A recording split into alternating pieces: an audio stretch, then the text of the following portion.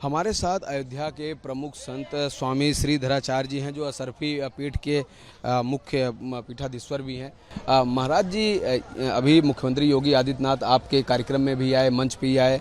उन्होंने एक चिंता जाहिर की कि किस तरह से बांग्लादेश में हिंदुओं पर जो हो रहा है वो कहीं न कहीं हिंदू एकता में कमी के कारण ये सब हो रहा है। हाँ, बिल्कुल सही बात है। हिंदू एकनिष्ठ हों, और हिंदू ही क्या माने, जो भी मानवता की रक्षा के लिए जो भी चिंतित हों, राष्ट्र रक्षा के लिए जिनका समर्पण हो, क्योंकि राष्ट्र सुरक्षित है तभी हम सुरक्षित हैं। तो इस विचारधारा के सभी लोग हैं, हर जगह हैं, तो उन सबको एकनिष्ठ होकर के, समर्पित होकर, मनसा कर्मणा वाचा, जब हम राष्ट्र के लिए और मानवता के लिए, न्याय के लिए कटिबद्ध रहेंगे, पूर्ण रूप से समर्पित रहेंगे, तो अराजक तत्व जो हैं, अस्थिरता पैदा करने वाले जो लोग हैं, उनको मौका नहीं मिलेगा। महाराज भी देखा गया कि संसद भवन चल रही थी। संसद भवन के दौरान जब ये यहाँ पर बांग्लादेश में घटना हुई तो कोई भी विपक्ष का नेता इस घटना पर नहीं बोला है। तो महाराज जी को चिंता थी ना कि भाई गलत को गलत कहने वाला भी तो होना चाहिए। अपने लोग जब कष्ट पाते हैं तब लोग बोलते हैं, लेकिन हर एक व्यक्ति को, ऐसे हमारे देश में भी हर एक व्यक्ति को सही सही, गलत गलत, न्याय न्याय, न्याय न्याय से कहने वाले व्यक्ति चाहिए, क्योंकि उसी से सभी लोग खुशहाल रहते हैं। वहीं संसद भवन महाराज जी बहुत सारे नेता ऐसे जो फलस्तीन और गाजा पर वो बोल रहे थे। वो सबकी अलग अलग रुचि है, क्या कहा जाए उसका। तो आप देख रहे थे हमारे साथ श्रीधराचार्य जी थे, जिन्होंने कहा कि यही चिंता का कारण है कि बांग्लादेश में जो हो रहा था, यहाँ के नेता संसद भवन में नहीं बोले। और महाराज जी ने कहा कि जिस तरह के लोग सेलेक्टिव मतलब रहते हैं, चाहे वह गाजा की बात हो या बांग्लादेश की बात हो, लोग अपने अपने हिसाब से चुन चुन करके बयान देते हैं। अयोध्या के प्रमुख संतों में से स्वामी रामशरण दास जी का नाम सब जानते हैं। महाराज जी भी मुख्यमंत्री योगी आदित्यनाथ जी कार्यक्रम में भी मौजूद थे। बांग्लादेश में जो हो रहा है उस पर आप क्या कहेंगे, जिस तरह से हिंदुओं पर अत्याचार हो रहा है? देखिए, शेख हसीना 15 मिनट और रुक जाती तो उनका भी मर्डर हो जाता। शेख हसीना जो थी वो हिंदूवादी थी और राष्ट्रभक्त थी, और हमारे भारत से उसका जुड़ाव था। पर जो खालिदा जिया है, उसके जो बेटा है, उसको आजीवन कारावास था और वो लंदन में रह रहा था, और यहाँ के पाकिस्तानी लोग मिले। अमेरिका का भी इसमें हाथ बताया जा रहा है कि इन्होंने तख्ता पलट में पूरा सहयोग किया, क्योंकि ये स्टेशन बनाने वाले थे कि हमको स्टेशन बना दिया जाए, हम भारत को भी कंट्रोल में रखें और पाकिस्तान को, बांग्लादेश को।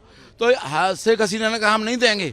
बस इसी पर चढ़ करके डोनाल्ड तो जो है 8 भाषा का जानकार है, उसने ये बदमाशी करके तख्ता पलट कराया बांग्लादेश का।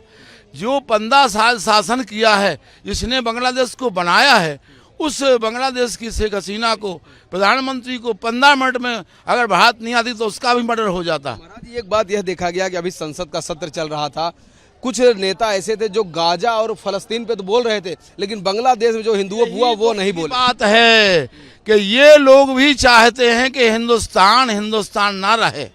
ये इनकी तमन्ना थी कि बांग्लादेश जो है पदच्युत हो जाए, उनकी प्रधानमंत्री को हटाया जाए और आतंकवादियों को बैठाया जाए। 500 आतंकवादी जेल से निकाले गए हैं खालिदा जिया के साथ, और वो हिंदुओं को मार रहे हैं, वहाँ के मंदिरों को मिटा रहे हैं। बताइए, खेल वाले को क्यों मारा आपने? खेल वाला तो हमारे देश का नाम बढ़ा रहा था, खेल वाले को भी मार डाला। वहाँ के गायक जो था वो पूरे विश्व में। महाराज जी, हिंदू हॉस्टल में घुस कर हॉस्टलों से लोगों को फेंक दिया गया है ढाका में, और वहाँ लोग जिंदा लोगों को फेंक दिया गया। चलो में अत्याचार अनाचार हो रहा है, तो हम लोगों ने रैली निकाली थी परसों।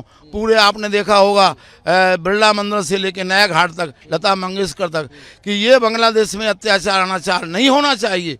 इसके लिए अगर कमर कसे तो हम लोग भी तैयार हैं। अपने देश के नेताओं को कुछ मैसेज देना चाहते हैं महाराज? यहाँ के नेताओं को देना चाहिए, हिंदूवादी नेता दे रहे हैं, लेकिन जो बांग्लादेश के विरोध में है कि उनको मिटा दिया जाए, उनको नष्ट कर दिया जाए, वो आज उल्टे बयान दे रहे हैं कि बांग्लादेश की स्थिति हम भारत में लाएंगे। आपने सुना होगा, ऐसे नेताओं को देश विरोधी माना जाए और इनको तो जेल में डालना चाहिए, ऐसे लोगों को जो। और संसद में हमको बयान देना चाहिए कि जो बन सके हम बांग्लादेश के लिए पूरा कार्य करेंगे।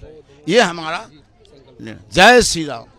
तो आप देख रहे थे कि स्वामी जी ने यह कहा कि जो नेता बांग्लादेश के फेवर में बोल रहे हैं, जो लोग हिंदुओं पे जो वहाँ नरसंहार हो रहा है उस पर नहीं बोल पा रहे हैं, ऐसे लोगों के ऊपर सख्त कार्रवाई भी होनी चाहिए। हमारे साथ स्वामी अनंताचार्य जी महाराज हैं, जो अयोध्या के प्रमुख संतों में से एक हैं। महाराज जी, जिस तरह के हालात जो बांग्लादेश में हैं उस पर आप क्या कहेंगे? बहुत ही निंदनीय है और मानवीय धरातल से उठकर हैवानियत हो रही है, जो हमें प्रत्येक जनमानस को इसका संदेश होना चाहिए कि भाई प्राण रक्षा सबकी होनी चाहिए, सबको जीने का अधिकार है। इस तरह से अवैधानिक रूप से पार्श्विक बुद्धि से आसुरी प्रवृत्ति से हमला करके मारना, पीटना, छीनना, तख्ता पलट करना उचित नहीं है। महाराज जी, ये भारत के संसद में देखा गया कि लोग गाजा और फलस्तीन पे दुख व्यक्त करते हैं। इतनी बड़ी घटना बांग्लादेश में हो रही, हिंदुओं के ऊपर अत्याचार हो रहा, कोई भी विपक्ष का नेता खुल के सांत्वना तक नहीं दिया है। हाँ, तो उनका विवेक जाने, उनका विवेक नहीं जग रहा है तो क्या किया जाए? ये तो उनका विवेक स्वयं काम करना चाहिए ना, वही मानव है। क्या लगता है महाराज जी, इसके पीछे क्या है? आखिर किस लिए नहीं बोल पा रहे हैं खुल के? आप जानते हैं उसको, हम एक हमसे क्यों कावा रहे हैं? नहीं, आप लोग तो राह दिखाते हैं, आप तो रास्ता दिखाते हैं, आप संत हैं समाज को, और चूंकि आपकी बात प्रभावी ढंग से जाती है। वोट बैंक खो न जाए बस। तो वोट बैंक के कारण मानवता नहीं दिख रही महाराज जी? नहीं दिख रही है, नहीं दिख रही। अंधे हो चुके हैं ये लोग पूरी तरह। अगर ऐसा ना हो तब बोलते नहीं, कुछ तो कहते, निंदा करते। अनुचित है, नहीं होना चाहिए, इसलिए मुंह बंद है। इसलिए मुंह बंद है। ठीक है महाराज, धन्यवाद। तो आप देख रहे हैं कि हमारे साथ स्वामी जी थे, जिन्होंने कहा कि जो वोट बैंक का स्वार्थ है उसके वजह से आज जो विपक्ष के नेता है वो मुंह नहीं खोल रहे हैं। कहीं न कहीं वोट बैंक की लालच ने उनको रोक के रखा हुआ है। वीडियो जर्नलिस्ट सचिन सैनिक साथ राघवेंद्र पांडे, रिपब्लिक भारत, अयोध्या।